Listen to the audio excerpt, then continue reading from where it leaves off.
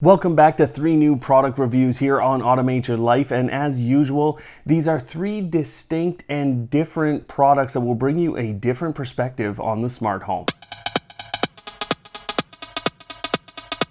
Hello Automators, thanks for tuning in again. I'm Brian from Automate Your Life, and today I'm going to take the frustration out of automation by showing you a different side of the smart home space. Now, it is important for me to let you know that some of these products were given to me, some of these products were sponsored, but you know that doesn't change my actual review here on the channel. It does ensure that they get into a review like this. You know we like to keep our reviews clean and tidy, and that's exactly how our sponsor MacPaw likes to keep your PC or Mac. MacPaw has the comprehensive Clean My Mac and Clean My PC applications for cleanup, optimization, and management of your Mac or PC. Their app includes 14 sophisticated modules to keep your Mac or PC as good as new. You can clean up, optimize, improve performance, remove malware, update all of your apps, and more with just a few clicks. Check out MacPaw's Clean My Mac or Clean My PC solution down in the description below and get started today. I'm going to start with the Bosma X1 security camera, and I actually saw these guys at CES, and they have much more coming to their overall lineup. But what we're talking about today is this security camera that retails around $100. Now you can go ahead and add some sensors to this system for around $20, and that gives you some additional functionality that we'll talk about within the review. Right now, those are just door sensors and a doorbell, and you can go ahead and add those to the system, but I only got to play with the door sensors themselves, so that's all we're going to talk about today. The camera is 1080p itself, and it has a 145 degree wide angle viewpoint. Its color night vision, I think, is very impressive and probably makes it better than average for most of your smart home cameras in terms of dealing with the nighttime. It connects through that 2.4 gigahertz that we are so used to, and it also has an advanced PIR motion sensor on the front of it, so it's not just reliant on the camera detection pixel by pixel going ahead and seeing if anyone's there. It actually has a PIR sensor as well embedded in the device. It also has a 110 decibel siren on it, so it's serving that dual purpose here, and you don't have to buy a separate device or create different automations. You can also adjust whether if you've put it kind of in a different direction, horizontally or vertically, you can adjust the orientation there. You can schedule the device, and it is fully two-way capable, and it has a pretty good speaker and microphone on it, so it's clear communication back and forth. There are a number of components with the Bosma X1 that I've really enjoyed, and the door sensors are a good thing to kind of talk about right here, because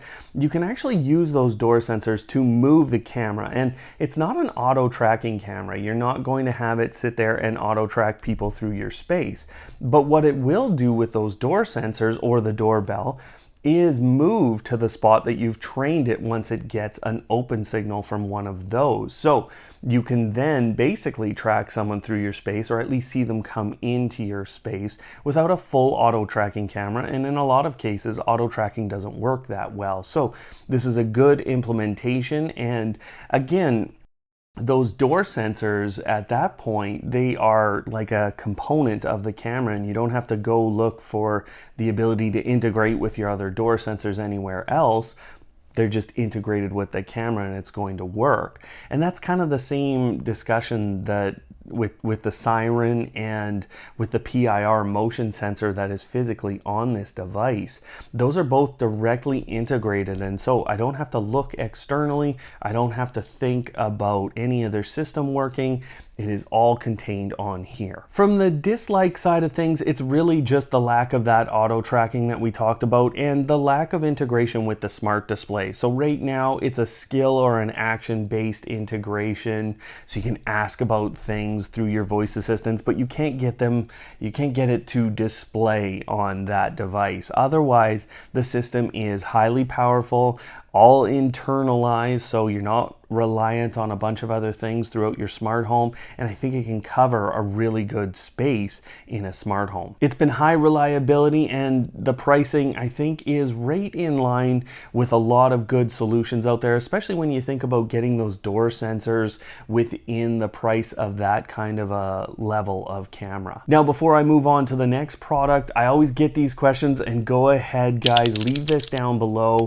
I know you want me to compare it to other cameras, and you have a specific one in your smart home or one that you're thinking about. Go ahead and ask about that comparison. I always answer those questions down below. The next product I want to tell you about is the Ecovacs Deebot 500. Now, I've actually had this since Black Friday. That's when I bought it, and it went on for about $200 Canadian, and I saw it about $150 US. So keep that in mind as I go through the review here of this smart vacuum, and that's what it is.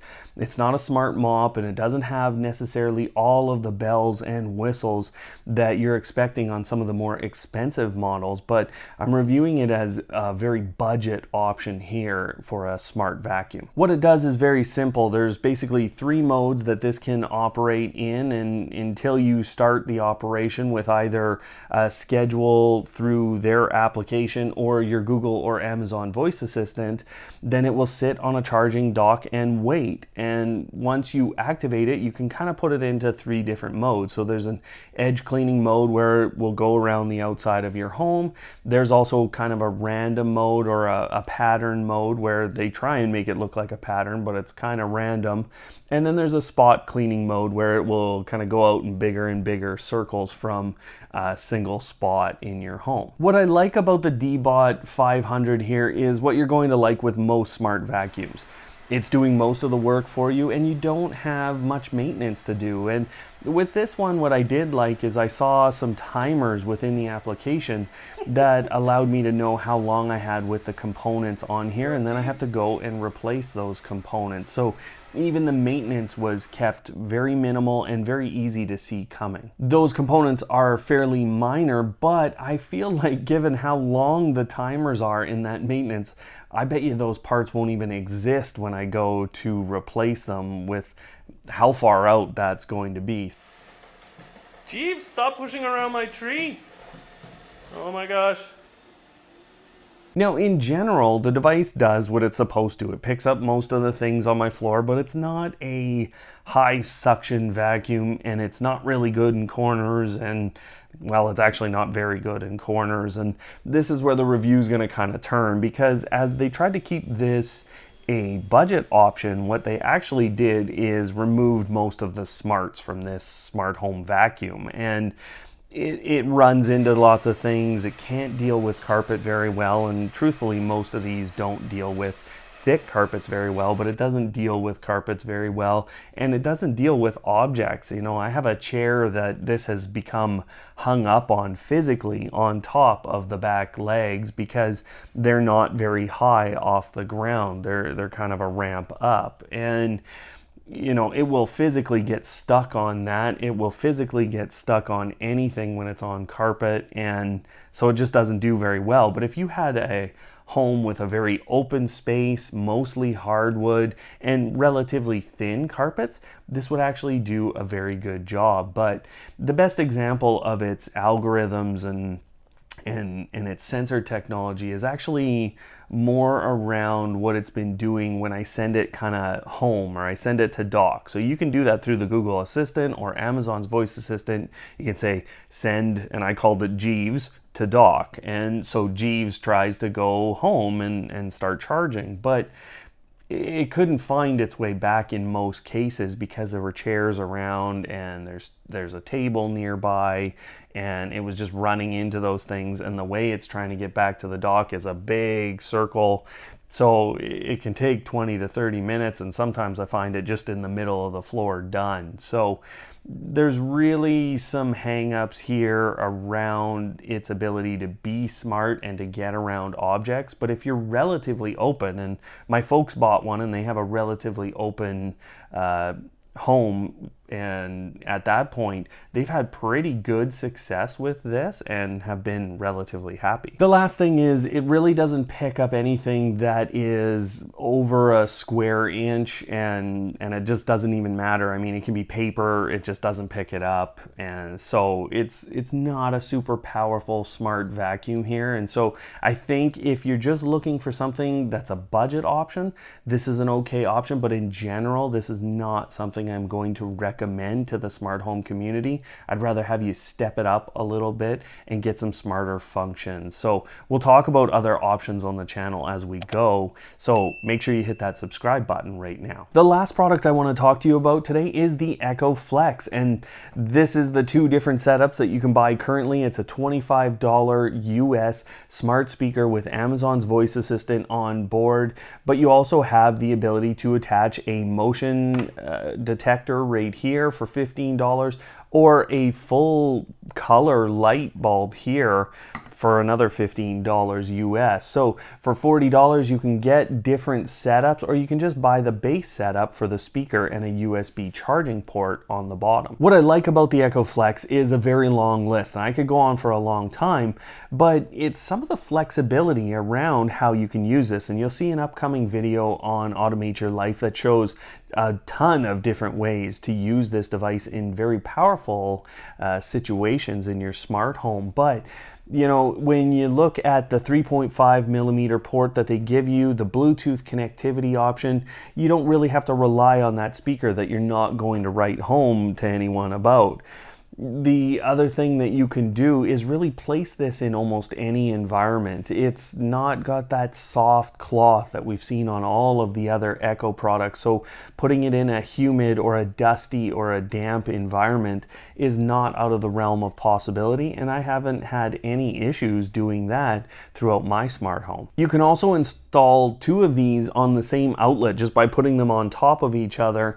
And in general, if you don't even want one of these extra components, you have this USB port that allows you to charge things like your smartphone or connect other devices to it as well. Now, what I don't like is more around the pricing, and this is kind of a funny thing to talk about, because to be honest, if you want to utilize this, you're going to want a different speaker. So you have to connect a speaker through that 3.5 or the Bluetooth connectivity options, and then it's actually a much more expensive device. So while you get the initial device for $25, you're not going to use that speaker whatsoever.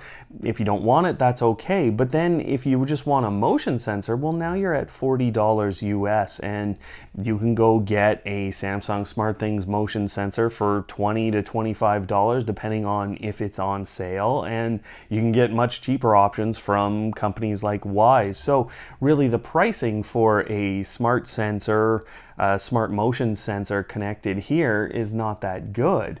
Now, the other side of it, again, you want a smart light. Again, you're at $40 here for a color bulb, which is okay if you're comparing to something like Philips Hue, but these days you can pretty easily find a $25 smart color bulb that is Zigbee or Wi-Fi, and usually under that. So what I'm really saying to you is that, yeah, this is a great little setup, but in order to do motion control of a smart light in the same outlet, this was an $80 US setup, and that's not what you're going to spend on a system like SmartThings. Once you have that hub, you're really able to augment that system for very inexpensively in comparison. So you really have to have a specific use case, I think, for these. And again, I'm going to show you a ton of these. And overall, I found it very powerful to have one of these motion sensors sitting in a location in my smart home and then triggering out to those other systems. That has actually been very powerful because of where I can put the motion sensor, and I still have access to Amazon's voice assistant. So overall, this is a really great product from Amazon. I love the flexibility of it, and I think it will fit in a lot of places in your smart home. But really think about that solution and look as to whether or not there is something that is less expensive, or whether or not you want to just step up, maybe wait for a sale and get an Amazon Echo Dot instead. It's really just this design piece that might trend you towards an Echo Flex, I think. So there you have it, guys. That is 3 new smart home products for you to have a look at. All of the links are down below in the description. And if you'd like to watch more of these kinds of videos where we roll through a ton of different smart home, that playlist is up on screen. Otherwise, guys, thanks for watching. Make sure you subscribe, and of course, don't hate, automate.